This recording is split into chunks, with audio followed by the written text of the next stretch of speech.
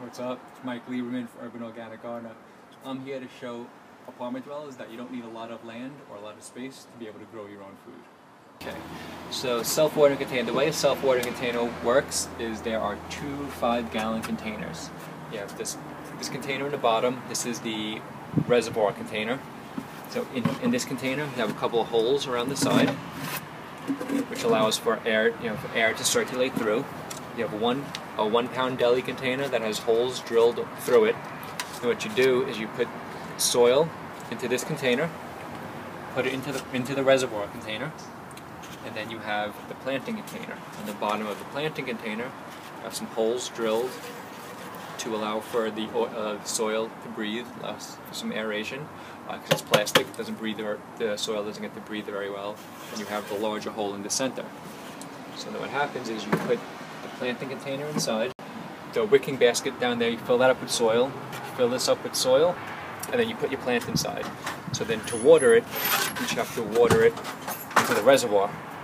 So what happens is after a while, the roots wind up sucking up the water from the bottom. So the roots wind up sucking up the water from the bottom, so the plant gets the water in a more natural way as opposed to because the roots are what really need the water. To get a look at one, so you just water it. You just put the water down into this container. It can only go up to where the holes are, so the water doesn't start coming out.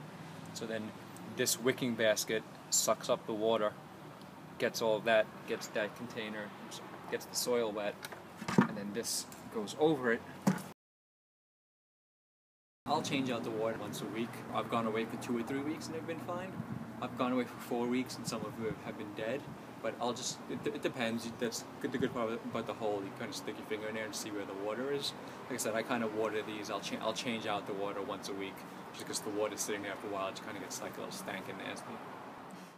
So this eliminates one of the excuses. People just, I don't know when to water, I don't have the time to water.